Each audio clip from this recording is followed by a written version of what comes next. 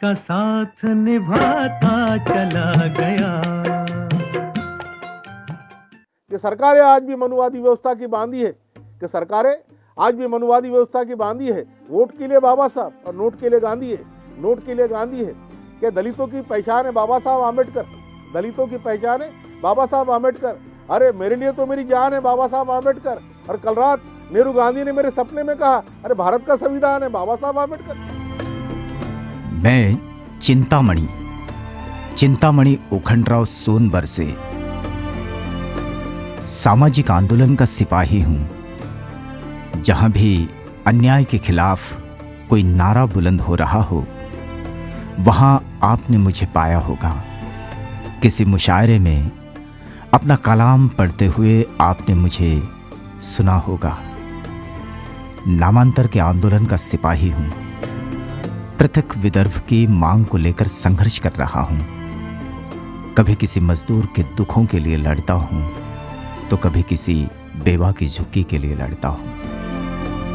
हमेशा लोगों की भीड़ में रहना मुझे अच्छा लगता है। फिर भी तन्हा हूं। जी हां, तन्हा नागपुरी, यही पहचान है मेरी।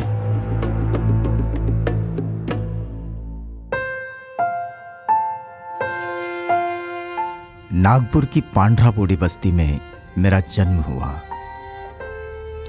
मेरे पिताजी हमारी बस्ती में एक सामाजिक कार्यकर्ता के रूप में जाने जाते थे। मेरा बचपन बड़ा ही त्रासदी भरा रहा, बड़ा ही अभावग्रस्त। और ऐसी अभावग्रस्त हालत में मैंने अपना बचपन बिताया है। घर में मेरे साथ मेरे 4 भाई और 2 बहनें। पिताजी सरकारी दूध डेयरी में काम करते थे, लेकिन कितना कमाते। बड़ी गरीबी की बरसात में बचपन खिलता रहा मेरा। कुआं खोदेंगे तो पानी मिलेगा, तभी उसकी ज़िंदगी के अंदर में कहीं ना कहीं खाने को मिलेगा, ऐसा हमारा जीवन था। और जब घर में ही खाने को कहीं ना कहीं हो, एक टॉवेल भी बराबर अगर आंख पूछने को न हो, बदन पूछने को न हो, माँ के साड़ी से ही अगर अपन बदन पूछते हो, वो ज़िंदगी के दिन कितने कठिन होंगे। मेरी माँ गुनाबाई सोनबर से अपने हयात में है, मेरे भाई के घर में है। उनकी उम्र बहुत हो चुकी है, पिताजी का इंतकाल हो चुका है। झुग्गी झोपड़ी की यानी झोपड़पट्टी की जिंदगी,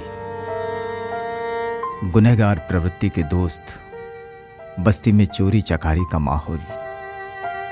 ऐसे ही विपरीत परिस्थितियों में बिना संस्कारों के मैं पलता रहा, बड़ा होता रहा। स्कूली शिक्षा से वंचित मेरा बचपन बर्बाद होता रहा। घर में भाई बहनों से भी बात नहीं बनी, न ही पिताजी को कभी खुश कर पाया। ऐसा ही उजाड़ मेरा बचपन। हमारी बस्ती में खदानें थी, जिनको आप बोल्डर की खदानें कहते हैं। उन खदानों पे मैं कभी कभी काम करने जाया करता था। कभी कभी उन खदानों के अंदर में मैं अड़ू पकड़ के, घन पकड़ के कहीं ना कहीं ब्लास्ट करने के भी काम करता था। कभी कभी उन पत्थरों को फोड़ने का भी काम माँ के साथ में मैं करता था। अपने अथक प्रयासों से मैं जो भी रोजी रोटी कमाता था, माँ बाप को ला के देता था। संगतें उस दौर के अंदर में कुछ अच्छी नहीं थी।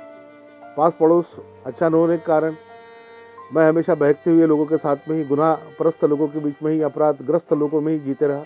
पिताजी को मेरा गुनाह परस्त दोस्तों के साथ रहना गवारा नहीं था। इसी कारण घर में मेरी हमेशा नोक झोंक होती रही। किशोरावस्था में तो मैं कई बार घर से भागकर फुटपाथ पर रहा, चौराहों पर सोया। भूखा रहता था, कोई खिलाया तो कुछ खा लेता था। आंख पर बरसात गिरती थी, कैसे कपड़े सूख जाते थे, कैसे बदन में थरथरी भरती थी। ऐसा ही मेरा जीवन था। कई कई दिन तक घर नहीं गया, लेकिन फिर माँ की याद आती और फिर मेरी निगाहें अपनी झुग्गी का रास्ता पकड़ लेती। मैं माँ के आंचल में जाता और जिंदगी फिर करवट लेती। माँ एक ऐसी होती है कि माँ के आंचल में आने के लिए आदमी तड़पता है। माँ के पास आता था मैं, उनके मुरादों का एक ऐसा नामुराद फल था कि वो भी कुछ मेरे लिए कर नहीं पाती। होली भी छिन गई है, बेंचें भी छिन गई है, सड़कों पे घूमता है अब कारवां हमारा।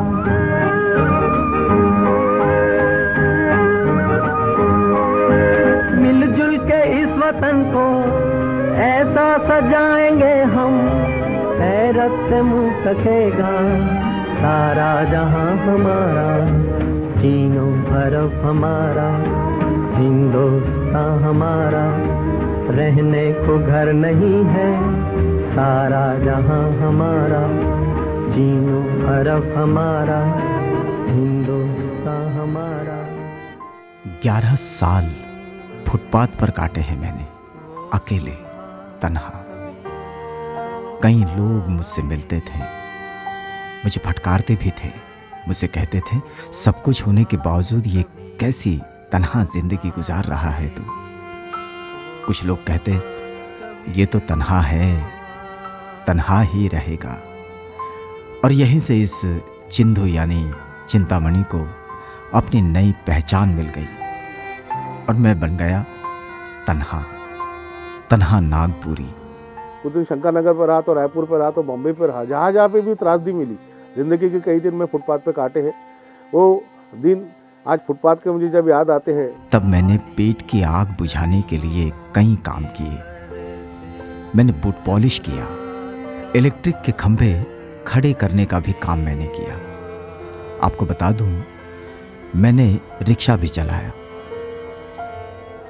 और बहुत सारे काम जो जिंदा रहने के जुगाड़ के लिए किए जाते हैं वो सब किए मैंने। और यही फुटपाथ पर ही मुझे लिखने का शौक भी जड़ गया। कभी कभी मुझे लेक्चर के लिए या कभी कभी माइक संचालन के लिए लोग बुलाते थे, मुझे जमता नहीं था, तब भी मैं जाने की कोशिश से करता था। फिर भी मेरी ख्याति धीरे धीरे अच्छे लोगों के कारण को या बुरे लोगों के कारण मेरी बढ़ती गई। मेरे अंदर मैंने ही एक शायर के रूप में जन्म ले लिया। चांद की रोशनी में कुछ भी उल्टी सीधी कविताएं में लिखता, कुछ शेर पढ़ता और कुछ कलाम लिखता। मेरे पास में आकाशवाणी के खुद जो संचालक थे सेंडे साहब अपना पूरा तामझाम लेकर फुटपाथ पर आए और मेरी वहाँ पे उन्होंने इंटरव्यू आकाशवाणी पे दिए थे। तन्हा जी मंथन के द्वारा कई सामाजिक विषयों को लेकर काव्य मंचन चलाते थे। उस मंथन के द्वारा कई कवि उभरते कवियों को, रचनाकारों को उन्होंने एक मंच प्राप्त कर दिया और नई उम्मीदें दी, नई दिशाएं दी। उस जमाने के अंदर में आज जो दिग्गज कवि है सुरेश भट्ट जी वहाँ पे आते थे, डॉक्टर रतन कुमार जी जैन आते थे, हमारे सामने से माननीय कवि कृष्ण कुमार चौबे जी वहाँ से गुजरते थे, उल्लास मनोहर साहब वहाँ पे मेरे पास बैठते थे। मैं जिंदगी का साथ निभाता चला गया।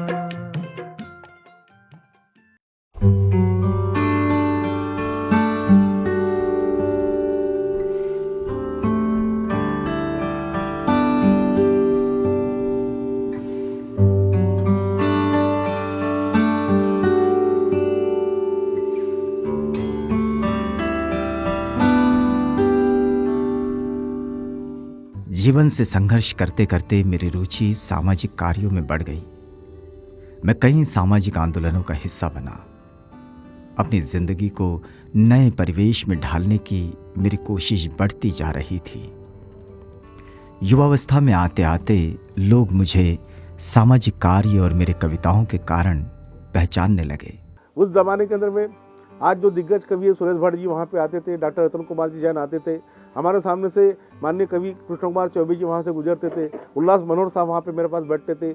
आज जो ख्यातनाम नाम है क्षेत्र के अंदर में श्रीपाद भालचंद्र जोशी जी मेरे पास में आके बैठते थे, राम सेवालकर जी मुझको मानते थे, डॉक्टर मधुकर आष्टेकर जी मुझे मानते थे। मेरे सामाजिक जीवन में बहुत से अच्छे लोगों के साथ काम करने का मुझे मौका मिला। मेरा सामाजिक जीवन बड़ा भरा पूरा रहने लगा, लेकिन मेरी निजी जिंदगी में मैं तन्हा ही रहा। माँ बाप से दूर, भाई बहनों से दूर, एक तन्हाई भरी जिंदगी जीता रहा। जिंदगी को अपने ही ढंग से कागज पर उतारता रहा। उदासियों से घिरे होने के बावजूद जिंदगी जीने का मकसद मैंने खोज लिया। फिर धीरे धीरे मेरी चर्चा होने लगी। चर्चा होने के बाद में कहीं ना कहीं मुझे बाहर में दावतें मिलने लगी। कभी बालाघाट जाने लगा, कभी बिलासपुर जाने लगा, यहाँ तक बोल दूँ कि दिल्ली जाने लगा, पटियाला जाने लगा। यानी मुझे सामाजिक क्षेत्र के नहीं साहित्यिक क्षेत्र के मंचों में भी कहीं ना कहीं नवाजा गया। कांशीराम जी के साथ में बैठने का कहीं ना कहीं मौका मिला।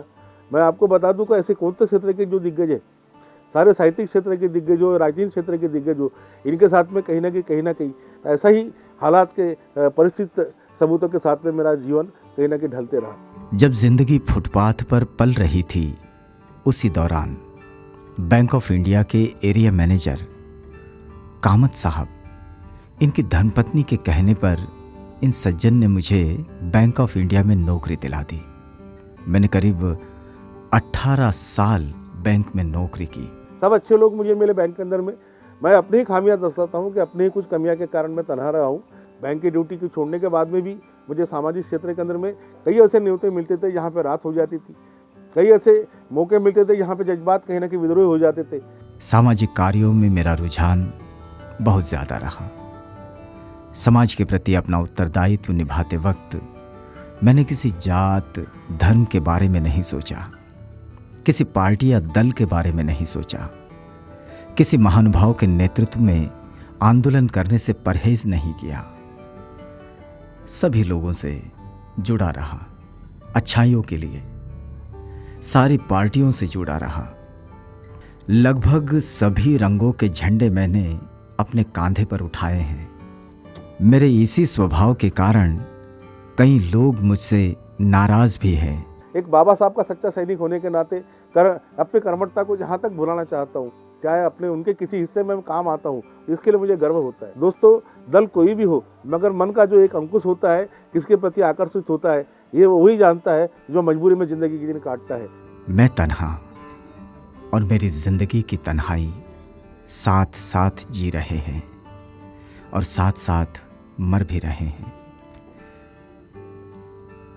मेरे कलम की हुंकार भी सामाजिक सरोकारों के प्रति आक्रामक हो रही थी। मेरे कलाम, मेरी कविताएं अनेकों जगह पढ़ी जाने लगी थी। भारत के भिन्न भिन्न जगह मुझे काव्य पाठ करने के लिए बुलाया जाने लगा। अब मेरा नाम दूर तक पहुंच गया था। मेरे कलाम शहर के अखबारों में प्रकाशित होने लगे। लोग उन्हें पसंद भी करने लगे। सामाजिक कार्य के साथ मेरा ये साहित्यिक पहलू भी निखर रहा था। आपको बता दूं, मेरा आदर्श साहिल लुधियानवी में रहा है। साहिल लुधियानवी मेरे फुटपाथ के सबसे बड़े एक मसीहा थे। उनसे बड़ा शायर मैंने दुनिया के अंदर में देखा नहीं है। वो उनका एक गाना है, मैं जिंदगी का साथ निभाता चला गया, हर फिक्र को धुएं में उड़ाता चला गया। उस गाने ने मुझे जिलाना सिखाया है। दोस्तों, कविता के क्षेत्र में मेरी किताबें छपी है। पहली किताब में और मेरी तन्हाई आई है। दूसरी किताब मेरी दिल्ली से छपी है, मछली के आंसू, वो कहीं ना कहीं समय प्रकाशन से छपी है। आज इन किताबों का भी कहीं ना कहीं जिक्र सामाजिक समरसता में होते रहता है। साहिर लुधियानवी ने कहा है, जिंदगी के तजुर्बात सबको हासिल नहीं होते। इसी होड़ में मेरी जिंदगी कटती गई। मेरे कलाम मेरी अलग पहचान बनाने लगे। साहित्य क्षेत्र में बड़ी बड़ी हस्तियों से मेरी जान पहचान होने लगी। राम सेवालकर जी के बंगले पे पार्श्व गायिका, प्रख्यात पार्श्व गायिका लता मंगेशकर ने नवाजा है। उन्होंने मेरे नगमात सुने हुए, उन्होंने मुझे बुलाया है कि तन्हा आ मेरे बंगले पे, कभी तेरे को कोई काम है तो तेरा कोई काम परिपूर्ण कर दूंगा। बचपन से ही कट रही ये तन्हा भरी जिंदगी लोगों की इस भीड़ में आज भी तन्हा है। जिंदगी की इस तन्हाई में जुलूस खोज रहा हूं मैं। इंसानियत की भीड़ भरी बस्ती आज खोज रहा हूं मैं खोज रहा हूं मेरे अकेलेपन को मात देने वाली परवाज। अब तो आलम कुछ इस कदर है कि कितना भी दबाऊं तो दब नहीं सकती। ये परवाज बुलंदियों को छूने निकली है। कि अक्सर खून खराबे का बवंडर लेके चलते हैं, कि अक्सर खून खराबे का बवंडर लेके चलते हैं, आंखों में बगावत का मंजर लेके चलते हैं, आंखों में बगावत का मंजर लेके चलते हैं। और चाहने वाले से तो बच जाएगा तन्हा, लेकिन न चाहने वाले हाथों में खंजर लेके चलते हैं। अनेक सामाजिक विषयों को मेरी कविताओं ने छूने की कोशिश की। फिर चाहे वो नामांतरण का आंदोलन हो या फिर महिलाओं के हक अधिकारों की लड़ाई, ये सारे ही विषय मेरी जिंदगी के अर्थात मेरी कविता के विषय हैं। मुफलिसों की दुनियादारी धनवानों ने लूटी है, कोरे बदन की जादू नगरी मस्तानों ने लूटी है। और माँ बदौलत कोख की जागीर कैसे निभाएगी कि नवरत्नों की खान हमेशा इंसानों ने लूटी है। मैंने अपनी जिंदगी में कई चढ़ाव उतार देखे। अच्छे बुरे लोगों को करीब से जाना है मैंने। अनेकों राजनेता, साहित्यिक, सामाजिक कार्यकर्ता, सब से मेरा संपर्क रहा है। लेकिन उनमें से कुछ यार दोस्त आज भी मेरे साथ जुड़े हैं, और सच कहूं यही मेरे कार्य करने की शक्ति को बढ़ाते हैं। रात बेरात रहे या आंधी रहे, तूफान रहे, कुछ भी रहे, तना भैया बिल्कुल अपने निस्वार्थ बिल्कुल हमारे साथ जुटे रहे। कभी किसी को उन्होंने तकलीफ नहीं दिए, कभी किसी को परेशानी नहीं किए, सभी को प्यार किए, सभी से मोहब्बत किए। सबसे विशेषता उनकी ये रही है कि खुशी के काम में एक आध बार नहीं पहुंच पाते, लेकिन बस्ती में ऐसी कोई भी मौत नहीं है, कोई दुखद घटना नहीं होती है जिसमें तनाजी पहुंचते नहीं। समाज की तत्परता से सेवा करते रहते हैं जब चाहे तब, और इनके बहुत से ऐसे लेख पेपर में आते रहते हैं कि जिनके बारे में पढ़कर समाज में जागृति पैदा होती है। कश्ती का खामोश सफर है, शाम भी है तन्हाई भी, दूर किनारे पर बजती है लहरों की शहनाई भी।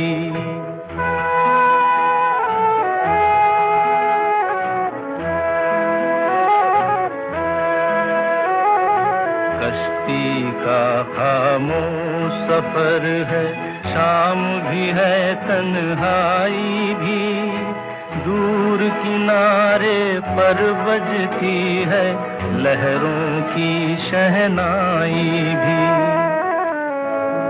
आज मुझे कुछ कहना है, आज मुझे कुछ कहना है। वो तनहा है पर लेकिन हमारे लिए अपना है, वो नहीं रहेंगे तो हम उनकी बिना तनहा है। कहते हैं ना, जीवन संघर्ष का ही दूसरा नाम है। आज जब मैं मेरी जिंदगी के बारे में सोचता हूं, मैं जिंदगी का साथ निभाता चला गया।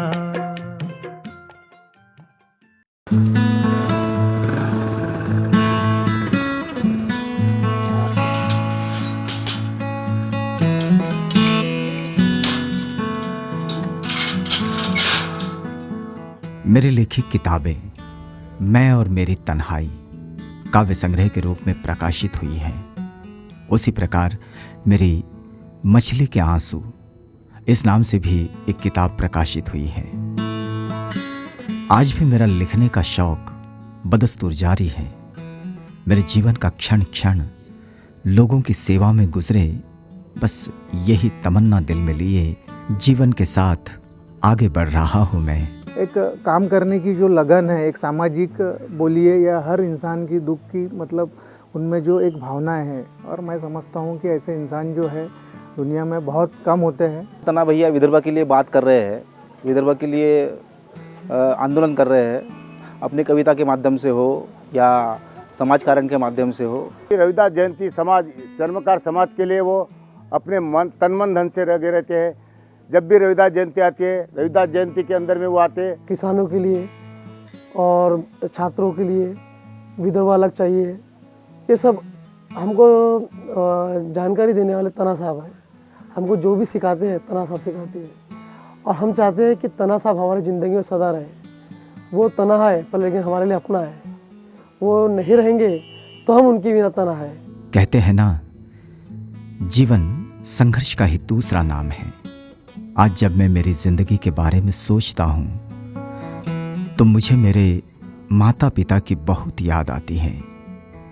आंदोलनों में सारे लोग साथ होते हैं, लेकिन घर में माँ बाप और माँ बाप की कमी खलती जरूर है। शायद यही होते हैं जिंदगी के तजुर्बात। ए मौत तो कितनी खूबसूरत है, ये मौत तो कितनी खूबसूरत है कि लोग तेरा चेहरा देखने को मेरा कफन उठाए। और फिर कुछ पंक्तियाँ दे रहा हूँ कि आसमान बहुत छोटा है, कि आसमान बहुत छोटा है मेरे कफन के लिए, ये ज़मीन बहुत छोटी है मेरे दफन के लिए। मैं 2 आंसू दे रहा हूँ, इसे संभाल कर रखना। मैं 2 आंसू दे रहा हूँ, इसे संभाल कर रखना। कभी तो काम आएंगे आपके चमन के लिए, कभी तो काम आएंगे आपके चमन के लिए। मेरी जिंदगी कितनी भी निराशा भरी हो, लेकिन मैंने हमेशा आसमान की ओर टकटकी बांध रखी है। मैं कभी सामूहिक रूप में निराशा को नहीं बताता। मेरी कविताएं कभी परास्त नहीं हुई। मैं सामूहिक जीवन में आशाओं को देता हूं। मेरा हौसला कभी नहीं टूटा। सामाजिक कुप्रथा के खिलाफ मेरी कलम हमेशा से ही लड़ाई के लिए तैयार है। ए चांद तो लिए जा अपने सितारों को कहीं, वरना बेचने वाले तेरा आसमां बेच के खाएंगे। और चमन के फूलों पे कई भंवरे टूट पड़ेंगे, पतंगे अपनी हवस पे क्षमा बेच के खाएंगे। और न जाने किस जमाने की बदगुमानी लिए हम अपनी औकात के सारे निशा बेच के खाएंगे। और महंगाई में जब कुछ भी नहीं रहेगा बिकने को, फकत लाश का उठता धुआं बेच के खाएंगे। और सुकरात के मानिंद तू जल्दी जहर पी ले तन्हा, सुकरात के मानिंद तू जल्दी जहर पी ले तन्हा, नहीं तो कातिल तेरे दर्द की दवा बेच के खाएंगे, नहीं तो कातिल तेरे दर्द की दवा बेच के खाएंगे। जहाँ तक मेरी कविताओं की बात है, मैंने मेरी कविताओं के माध्यम से कुछ व्यंग्यात्मक चुटकियाँ भी ली हैं जो सामाजिक सरोकारों से जुड़ी रही। कि वफा से मिला तो ईमान भाग गया, ये वफा से मिला तो ईमान भाग गया, जफा से मिला तो शैतान भाग गया। लोग लाइन लगाकर मुझसे मिलने को आए, मैं मंदिर में गया तो भगवान भाग गया। और तू किसी लुटेरे से कम नहीं है तन्हा, और तू किसी लुटेरे से कम नहीं है तन्हा, दिल्ली में दिखा तो सुल्तान भाग गया। परिवर्तनवादी आंदोलन की बात हो और मेरी कलम क्रांति सूर्य के तेज से चमक ना उठे, ऐसा हो ही नहीं सकता। बाबा साहब डॉक्टर भीमराव रामजी अंबेडकर के बारे में मैंने लिखा कि तड़पते हुए सूर्य का तेज देना बाबा, तड़पते हुए सूर्य का तेज देना बाबा, दलितों को जीवन की सेध देना बाबा, और मानव जाति को शांति का पैगाम देने घर घर में बुद्ध को भेज देना बाबा, घर घर में बुद्ध को भेज देना बाबा। जिंदगी के इस मेले में समाज के विभिन्न अंगों पर काम करने वाले लोगों से मेरा नाता रहा है। हर आदमी से मुझे प्रेम है। ये सारे ही लोग मुझे अपने लगते हैं। इनकी सेवा करना, इनके काम आना, यही मेरे जीवन का उद्देश्य भी है और फलित भी। इन सब में मैं अपनी माँ को देखता हूँ, इन्हीं में आज मैं अपने पिता को खोजता हूँ। तना बाबू एक ऐसी शख्सियत है जिन्होंने मेहतर समाज के अंदर बाबा साहब की मूवमेंट को अंदर लेके गया, उनसे परिचय करवाया। तना बाबू जितना मेहनत और गरीबों के लिए जूझने वाला व्यक्ति इस वार्ड में दूसरा कोई नहीं है, और यही कारण रहा कि महाराष्ट्र गवर्नमेंट ने उनको दलित मित्र पुरस्कार से सम्मानित किया गया। तन्हा एक ऐसी चीज़ है जो नागपुर नगरी का वैभव और गजलियत की शख्सियत रखने वाले हमारे तन्हा भाई, और भी उनको उम्र मिले। आज पांड्रापोड़ी में मेरा बसेरा है। एक समाज सेवक के रूप में मैं कार्य कर रहा हूँ। लोग सम्मान भरी नजरों से देखते हैं मुझे। सफल जीवन की कल्पना इससे ज्यादा और क्या हो सकती है। कल और आएंगे नगमों की खिलती कलियां चुनने वाले, मुझसे बेहतर कहने वाले, तुमसे बेहतर सुनने वाले। कल कोई मुझको याद करे, क्यों कोई मुझको याद करे, मसरूफ जमाना मेरे लिए क्यों वक्त अपना बर्बाद करे। मैं पल दो पल का शायर हूँ।